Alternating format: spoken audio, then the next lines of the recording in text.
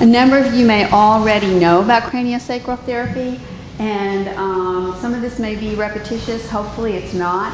I'm going to be kind of going through some information. If you could kind of leave your questions, I'm going to leave some time for the end because I want to kind of cover a bunch of stuff. So again, thanks for coming and listening to this, and hopefully you'll get your questions answered. And let me just start out by saying that craniosacral therapy has been around for a long time, and it was developed by a DO named Dr. John Upledger, who's a really brilliant practitioner as well as a brilliant researcher. And he really found craniosacral therapy by one of those happenstance things that, you know, synergistic. He was asked many years ago to participate or support a surgery, a neurosurgery, where they lay back the spinal cord and, you know, work on, move all the membranes out of there and work literally on the spinal cord. And can you all hear me back there? Okay. I'm going to move this a little bit further. I like to be like right where the action is. So anyway, the one thing they asked him to do during that surgery was to hold this little piece of membrane. There's 3 actual membranes that cover the spinal cord, and they said, hey, would you just hold on to this? We're laying it back, get it out of the way. And he's in the surgery, and he's trying to hold this little piece of tissue, and what happens is the tissue keeps like getting away from him. And he said, I'm a DO. I'm trained in this surgery, and I can't hold on to this tissue. What in the world is wrong with me? So he had all this like confidence issues. And what he started realizing during the surgery was that the reason why he couldn't hold on to this tissue was because it kept pulling away from him. He said, well, this can't be possible because this is an inert tissue. Well, during the surgery, he started realizing that there was a pulsation where the tissue would move and it would come back and it would move and come back. Well, he had a lot of thoughts about that surgery afterwards. And after a tremendous amount of research and a lot of work, what he discovered was something called the cranial rhythm. And the cranial rhythm is actually a pulse in the spinal cord that actually runs from the top of the skull or the cranial bones to the base of the spine, which is the sacrum. Ergo, the title of this technique called Craniosacral Therapy. Now, what is inherent in that is that that pulse is created by something called cerebral spinal fluid, which is a really important fluid that has nothing to do with the heart, has nothing to do with the arteries. When you take your pulse, the cranial rhythm has nothing to do with the cardiac pulse or the heart pulse. It's created by this cerebral spinal fluid, or CSF, that is really a clear fluid made mostly from glucose, amino acids, and other nutrients, which the brain runs on. It's almost like jet fuel for the brain. Our body can run on glucose and other things, but this is a very highly refined fluid, and the brain runs on something that's very, very refined. And it also helps the brain float. And believe it or not, our brains do float. So we all have water on the brain. You know, if anybody's telling you that before, we do have a little water on the brain. And what happens is that, you know, when you have something floating in a liquid medium, it's a cushion. So, you know, if we trip or, you know, daily life, it keeps the brain really, because the brain is, you know, one of the big important parts of the body, it keeps it very safe and it keeps it cushioned. In addition to the brain floating in it and the brain being nourished by it, it also brings nourishment and support to the spinal cord, which is also really important because if you know anything about chiropractic, the spinal cord is the place where your 31 pairs of nerves emanate, like C1, C2, all the way down to T12, and even in the sacral area, you have S1 and S2. Those are 31 pairs of paired nerves that emanate from there that literally run your whole body. And you really want the brain, the spinal cord, and those spinal nerves to be as nourished and supported as they possibly can, because we all know that without nerves, nothing happens in the body.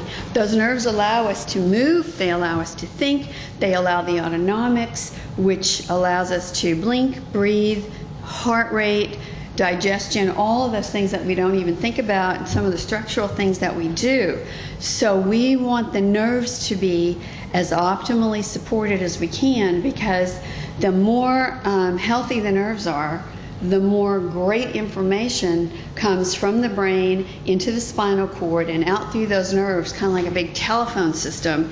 And we don't want that information to be restricted, because to the extent that we have the optimal information, we have the optimal functioning in every part of our body, down to the smallest cell and down to the atom. So CSF is a very important player in our body. In addition, the cranial rhythm itself also has some underlying factors that kind of pace the metabolism, it paces the whole body, and so when it's sluggish, a lot of things in the body are sluggish. So CSF is very, very important. It's the stuff that sometimes with a brain injury, you've heard that people have like little liquid coming out of their ear or coming out of their nose. That's cerebrospinal fluid, and you don't want that, because you want it to be intact. Now, where does it run? It runs in a closed system, like I said, from the cranial bones, top of the head, all the way to the base of the spine. However, although it's in that closed system, it really, like I said, has far-reaching effects to the whole body. The way that you can actually diagnose the health of the cranial rhythm and the flow of the CSF is to work with the patient, and you can feel it through the cranial bones. So normally the patient would be on a table and they would be face up, and the therapist, myself, would just come and be at their head and just seated very comfortably, and we would just cradle the cranial bones. And as you learn craniosacral, your hands get much, much, much more sensitive, as does your intuition.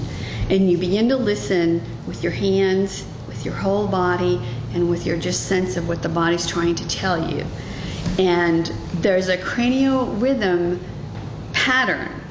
And what I feel when I'm holding the head is that there's a rhythm that goes almost like a rocking chair. It comes up, pauses, it goes down, and then it comes up towards the feet, has a little pause, and comes back. And if that's totally smooth, you know that there's none or minimal restrictions in the horizontal. I think that's horizontal. I never get those mixed up, but in that pathway. And then you move your hands a little bit, and you can feel the cranial bones open and close a little bit. And you can feel the cranial rhythm on either side. And oftentimes, if there's been a head injury, and sometimes people don't know it or they don't remember it, and even if they've had like a car accident where their left side has been impacted, you can feel a restriction to where it stops, where the right side might be a little bit more extended. But you can actually diagnose what's going on with that cranial rhythm simply by gently cradling the head. It's very amazing. Once you are in a craniosacral class and you think you're never going to feel this, and suddenly, boom, you go, oh my gosh, I can feel it moving. And then what happens from there is that you get more and more sensitive. But believe me, it's actually surprisingly easy once you're given the information about, okay, this is what you're going to feel, and then you start feeling it, and it's just like this big revelation. So the other thing about the cranial bones that I want to tell you is, and many of you probably already know this, is that, you know, when babies are born, they have the fontanelle and their bones are soft. And then as they age, 3, 4, 5, 6 years old, the bones begin to harden, the fontanelle closes, and it's safer, you know, it's like support the head, because the bones are so soft. Well, after a while, the bones begin to harden.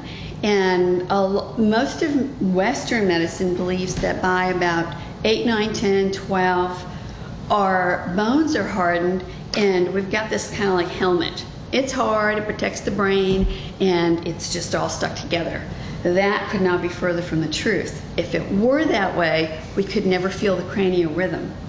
There's a number of cranial bones. There's the frontal, there's the two parietals, there's the temporal, and then in the back there's the occiput. And each of those bones has their own range of motion. And they're connected by joints. They're not joints like in your shoulder, but they're joints that are called sutures. And they are literally look like surgical sutures.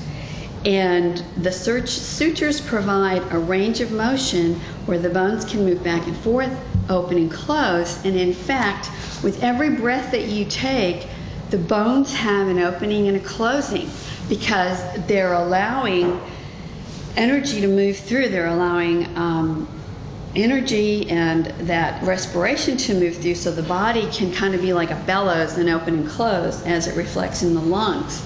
In addition, as the cranial rhythm flows from the top of the head to the base of the sacrum, the base of the spine, there is an additional opening and closing as the fluid ebbs and flows. And as best as we know, because we don't exactly know what even causes the pump, they really believe at this point that there's like a hydraulic something from this closed system that moves that fluid back and forth. But as I said, it's very, very key to our whole function and to our whole health.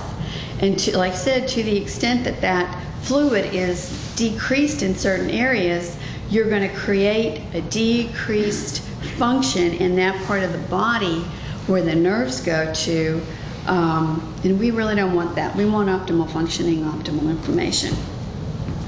Well, how does craniosacral work? First of all, it works at a deeper level than the muscles. We've talked about massage. We've talked about a lot of body work. Other people have talked about body work, and Dr. Rita Louise was a great segue because she talked about some deeper issues and emotional issues. But the craniosacral work works at a level deeper than the muscles. It works at a level called fascia, which is in the limbs. It's kind of like shrink wrap. It underlies the skin and overlies the muscles, and it kind of wraps everything up on the outside. But the most important part of the fascia is that it is wound through every fiber of the nerves all the way through the deepest part of the muscle belly. So that happens in the arms and the legs. When you get into the torso, it looks a little different because you don't have the skeletal muscle. You have a lot of organs. This is the protected part of the body. You got your rib cage, you got your spinal cord, and this is like where like the big stuff happens. And in this area, the ligaments that actually connect your liver, your spleen, your stomach to the inside of your body cavity are part of that fascial system. Now, we have ligaments in our arms and legs, and they're made of a different material than the ligaments that hold the liver or the spleen. So the fascia is actually the one continuous sheet of tissue that goes all over the body.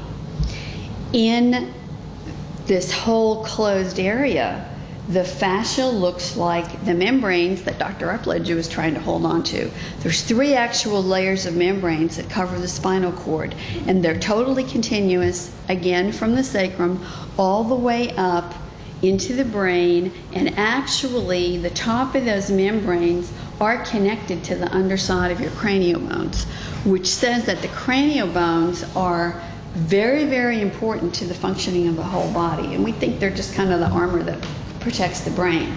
But if you have a brain injury or a brain impact, oftentimes it can affect those membranes, and I'll talk about that in a minute.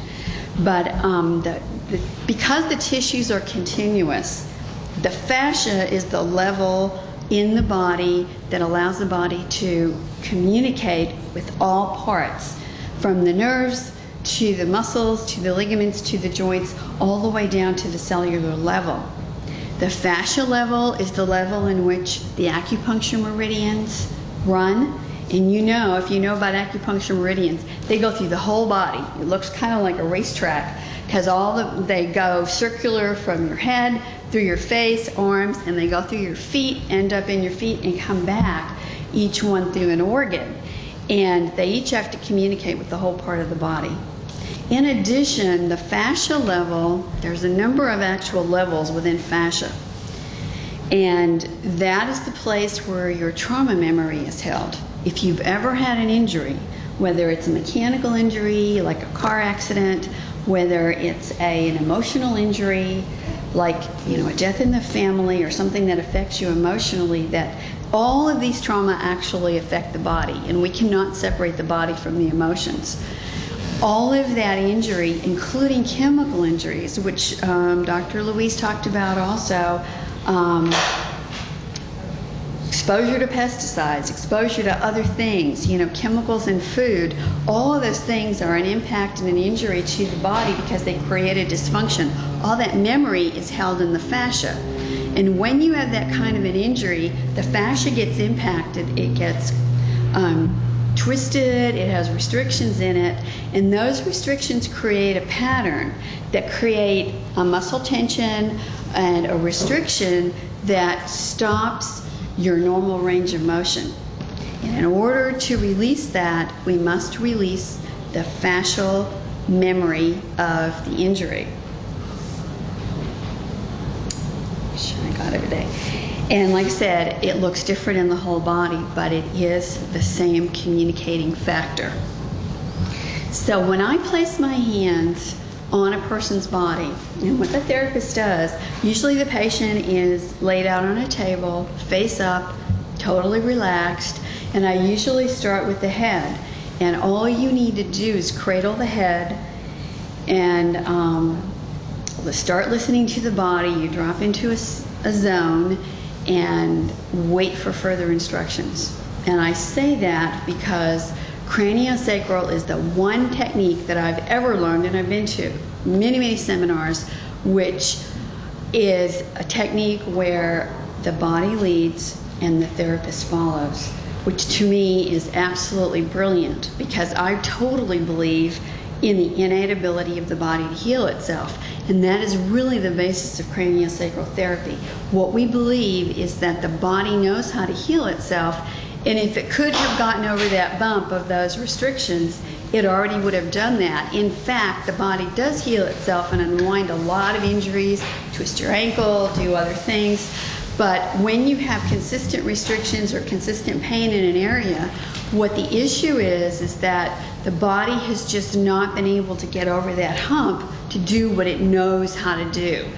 And what we do in craniosacral is help the body get over that hump and activate the innate healing ability. So when I put my hands gently on a body part, the cranial bones, the head, we usually do this, but on any other body part like the low back, one hand's on the bottom, one hand's on the top, and we kind of cradle those tissues and then allow the body. And when we do that, we activate the innate healing mechanism. And what I'm telling the body is, I'm here, I know that you know what to do, let me know how I can help you. And that's how I look at my relationship to the body. And then I wait, and what I start feeling literally is the tissues will begin to very subtly move, and there is a change from the tension to a less tension, or even maybe the texture of the tissue. Sometimes people's bodies feel like rubber, totally non-organic, can't get in there, can't even get a thumb in, and suddenly the tissues begin to soften. And I feel warmth oftentimes, and the patient will go, oh my gosh, your hands are really hot.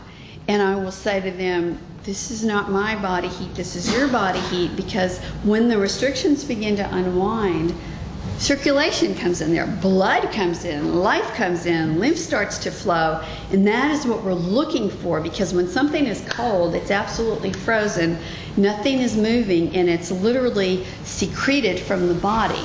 Once the heat comes in and the tissues begin to melt, it's like it joins back the synergy of the body. And it's very exciting, and it's very, oftentimes it's immediate, sometimes it takes a few minutes. But when the patient starts feeling that, what's happening is there's a release of tension. And oftentimes I'll have people that just like lay back and go, after about 5 minutes they'll go, oh my gosh. And I'll say, what are you feeling? It's like, whew, everything just let go. And they drop into the state of much more relaxation, because what we're doing is we are taking the restrictions and the stress off of that one area. However, remember that fascia is part of a net or a web, and it goes all over. So you know that if you've got a net and you shake part of that net, there's going to be a ripple across the whole net. This very same thing when you're releasing fascial tension and you release that tension in one spot, you're actually releasing tension all over the body. And given that the membranes around the brain and the membranes throughout the whole spinal cord are part of that fascial system, what you are doing is immediately releasing tension around the craniosacral system, which immediately allows more cerebral spinal fluid to come to all those areas, and the brain goes, oh my gosh, more food, thank you. The spinal cord goes, more nourishment, more support, and those 31 pairs of vertebral nerves that are really emanating at the nerve root, which is outside of your vertebra, they go, oh good, more food, I can be stronger and I can get more energy from the brain. So there's a lot of benefits at very different levels. And that releases a lot of the fight or flight or the stress that we live in this culture pretty much 24/7. Because there's always something coming at us, whether it's traffic, whether it's something at work. And our body is kind of like this deer in the headlights, and we're just like, okay, give me the next hit because I'm like defended against it. And what happens is when we decrease that stress, which holds the immune system suppressive, actually releases the immune system to kick in, and it helps our sense of well-being, and it helps us to resist disease, colds, all that kind of other thing, and it even helps to strengthen the tissues. So there are many benefits at many levels. It's a very synergistic technique, and I like it because I'm results oriented, and I like synergy because if I can do one gentle technique and get lots of different benefits, that's what I like to do. It's the best investment, I feel, for the patient, for their money, and for my time, and we work together and get a lot done in a fairly short time.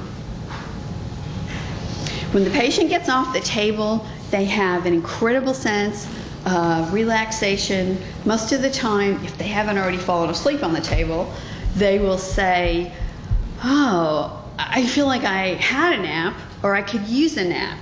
And that is the decrease in the muscle tension, the fascial tension, which in turn releases the muscle tension, and that decrease in the fight or flight. So again, it's a sense of well-being, and it's also kind of like a lot of my patients go, oh, my mini spa treatment, because they leave feeling so much greater, so much more relaxed.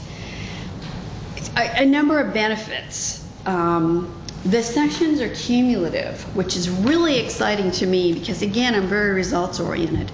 So every time you do a session and you unwind some of the fascial restrictions, what happens is that that's a permanent thing.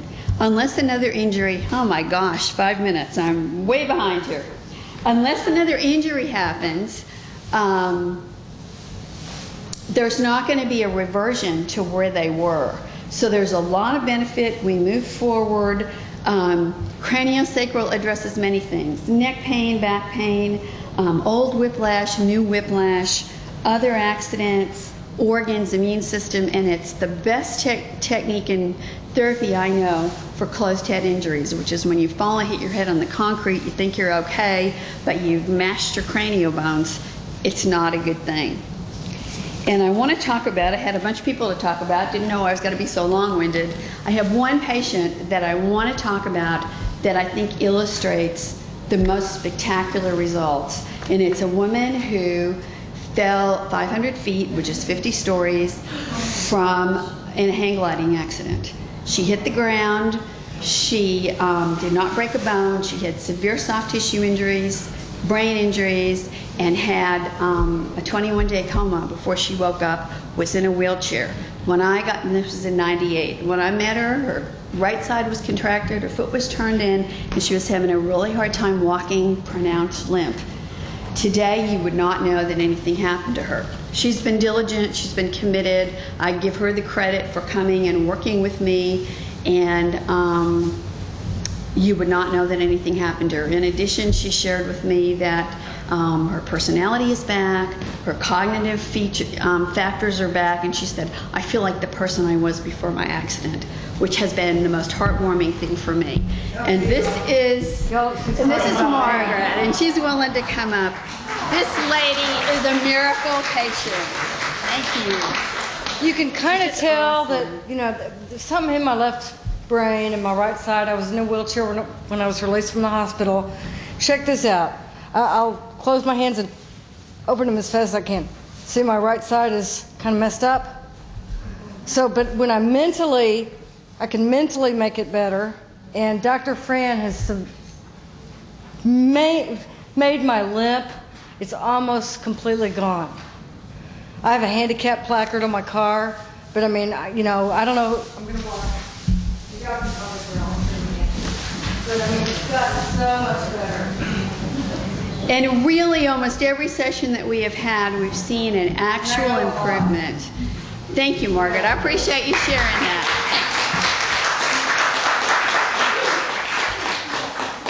She's the hero. I mean, she's come every time, and I keep telling her you're the one on the table. So I got about 2 minutes. Do I have about 2 minutes? Any questions real quick? And yes, ma'am. And Margie's handing out a handout. So yes. Some percentage of people will find that the cranial shifts around and that's not funny. It doesn't, I'm sorry, It shifts around. It's, you know, your head's not smooth. Absolutely. Sometimes it's not in here, sometimes it's not. Yes. And that is probably from some trauma that the cranial bones are trying to unwind, but they just are trying to rebalance on either side. More than likely, I mean, I haven't really diagnosed them, but more than likely they're trying to get rebalanced. I got 1 minute, Cheryl's telling me, so yes ma'am. Okay, but for people And I'll be outside afterwards if you want to talk to me. like I do cranialsacral therapy and I'm not, you know, I'm doing pretty good. Basically. I bet you are. Okay. There should be more of us. But you have those people that still have that same pain, that same, you know, like you're like a dead end. You know, I'm not mentally thinking that, but they might feel like it. Would you help therapists? It's like if I was bringing my clients to you and we work together. Absolutely. To be able to Absolutely. My goal is to help people get well, and I'd love to help other people and bring them along. And 4 hands on a person is much more powerful than 2. So yes, I would absolutely be open to that. Check me out there, and yeah, and we'll talk about it. Who else has a question? Anybody else? Okay, well, thank you, sir. Can the body be alive and the cranial pulse not be existent? I'm not sure. I mean, it can be very faint. If I take out the brain, will the pulse stop? If you take out the brain, will the pulse stop? More than likely, because the brain is part of that cranial system. So there's some part of the brain that's related to this. We have to figure out what it is. Absolutely. And yeah, the membranes that cover the brain and the membranes, it's all oriented to. And I got to wrap it up. So anybody else that has questions, I'll be right outside. Thanks so much, Margie, for passing these out. Thank you all. You've been great. Appreciate it. Thank you. Thank you, ma'am.